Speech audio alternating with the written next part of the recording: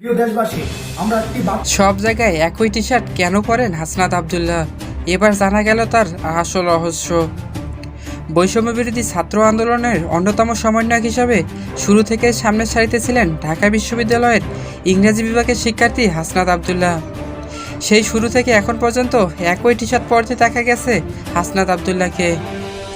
বৃহস্পতিবার রাতে বঙ্গভবনে অন্তর্বর্তীকালীন সরকারের শপথ গ্রহণ অনুষ্ঠানেও সেই টি শার্ট পরে অংশ নেন হাসনাত আবদুল্লাহ। নীলচে সবুজ রঙের টি শার্টের সামনের দিকে বুকের পা পাশে ঢাকা বিশ্ববিদ্যালয়ের মনোগ্রাম দেওয়া, মাঝে লেখা ইংলিশ, অর্থাৎ এটি ইংরেজি বিভাগের শিক্ষার্থীদের বানানো টি শার্ট। টি শার্টটি নিয়ে জানতে চাইলে হাসনাত আবদুল্লাহ জানান, আমি যখন বনশ্রীর বাসা থেকে বের হয়ে আন্দোলনে আসি তখন ছাত্রলীগ আমাকে বাজেভাবে মেরেছিল। এরপর আর বাসায় ফেরা হয়নি। তিনি আরও জানান, আন্দোলনে আরও এগোতে থাকলে বিভিন্ন আইনশৃঙ্খলা বাহিনী, রক্ষাকারী বাহিনীও আমাদের নিপীড়ন করেছে। আমরা যারা সমন্বয়ক ছিলাম, ডিবি পুলিশ তাদেরও উঠিয়ে নিয়ে গেছে।